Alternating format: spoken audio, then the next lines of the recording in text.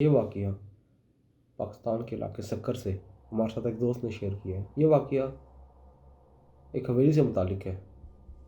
سکر میں ایک ویران حویلی جس کے بارے میں مشہور ہے کہ وہ بہت پراسرار جگہ ہے۔ وہاں کے لوگوں کا کہنا ہے کہ رات کے وقت انہوں نے وہاں سے کسی عورت کی آوازیں اور کبھی کسی بچے کی آوازیں سنی ہیں۔ جو لوگ رات کے وقت اس حویلی کے پاس سے گزرے ہیں انہوں نے حویلی کی کھڑکی میں کسی عورت کو دیکھا ہے۔ اس حویلی میں بہت سے لوگوں نے رہنے کی کوشش کی، لیکن کہا ہی جاتا ہے کہ نہ تو اس حویلی میں کوئی انسان رہ سکتا ہے، نہ ہی کوئی انسان وہاں رات گزار سکتا ہے۔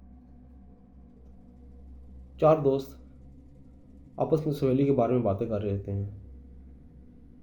2 دوست جو کہ جانتے ہیں کہ وہ حویلی پراسرار ہے، وہ اپنے 2 دوستوں کو بتاتے ہیں کہ یہ حویلی بہت پراسرار اور یہاں بہت سے واقعات ہوئے ہیں، جن میں سے 2 دوست کہتے ہیں کہ نہیں، ایسا تو کچھ ہوتا ہی نہیں ہے، یہ سب سنی سنائی کہانیاں ہیں۔ زہیب اور سائم اپنے دوستوں سے شرط لگاتے ہیں کہ ہم رات حویلی میں گزاریں گے اور آپ لوگوں کو یہ ثابت کر دیں گے کہ یہاں پہ کوئی ایسی چیز نہیں ہے،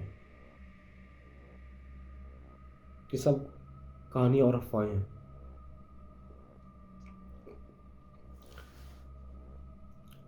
اگلی رات زہیب اور سائم حویلی کے اندر داخل ہوتے ہیں۔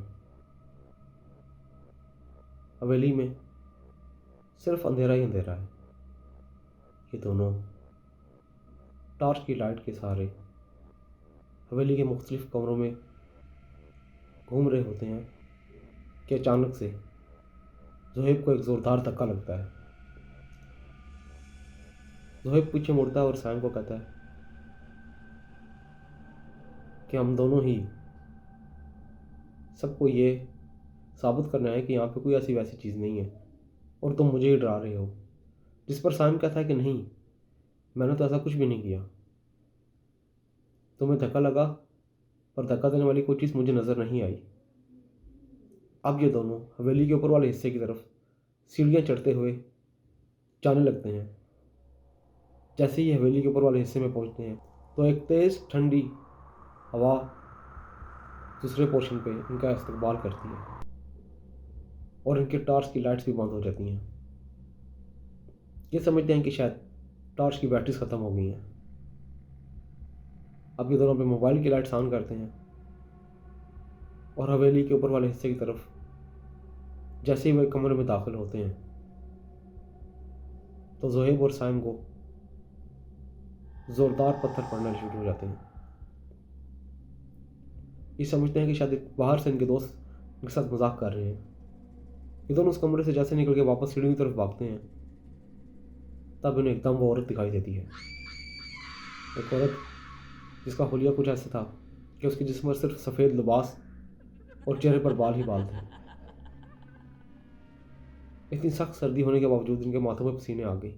سیڑھیوں پہ اس عورت کو دیکھ کر یہ دونوں واپس کمروں کی طرف بھاگتے ہیں اور کیا دیکھتے ہیں کہ کمروں میں بھی وہی عورت ہے۔ زہیب سائم کو کہتا ہے کہ جتنے ورد تمہیں آتے ہیں، جتنا کلام پاک تمہیں آتا ہے تم اونچا اونچا پڑھنا شروع ہو جاؤ، میں بھی پڑھتا ہوں۔ یہ دونوں کلام الہی پڑھتے پڑھتے واپس سیڑھی طرف بھاگتے ہیں۔ جیسے ہی یہ سیڑھیاں اترتے ہیں ان کو ان کے نام سے پکارا جا رہا ہوتا ہے۔ یہ سیڑھیاں اتر کے اور نیچے آتے ہیں اور جیسے ہی حویلی سے باہر جانے لگتے ہیں تو حویلی کا دروازہ خود بخود بند ہو جاتا ہے۔ اب یہ دونوں چیخیں مار رہے ہوتے ہیں اور زور زور سے قرآن آیات کا ورد کر رہے ہوتے ہیں۔ عورتوں کی چیخنے کی آوازیں، بچوں کے رونے کی آوازیں اور حویلی کا اندھیرا ماحول کو وحشت میں تبدیل کر دیتا ہے۔ اب زہیب حویلی سے باہر کھڑے اپنے دوستوں کو فون کرتا ہے اور انہیں کہتا ہے کہ دروازہ کھولو اور ہمیں بچاؤ۔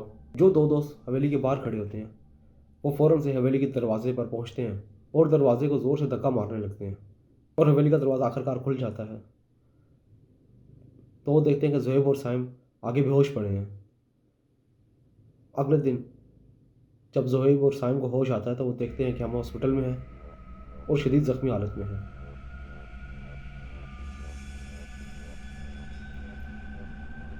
اور زہیب اور سائم کا کہنا تھا کہ جیسے ہی دروازہ کھلا تو ہمیں ایک آواز سنائی دی کہ تمہارے اللہ کے کلام نے بچا لیا، ورنہ آج دن تک جو بھی اس حویلی میں رات کو اس پہر آیا وہ زندہ یہاں سے واپس نہیں گیا۔ کہانی اچھی لگی ہو تو لائک کیجیے گا، شیئر کیجیے گا اور سبسکرائب کیجیے گا۔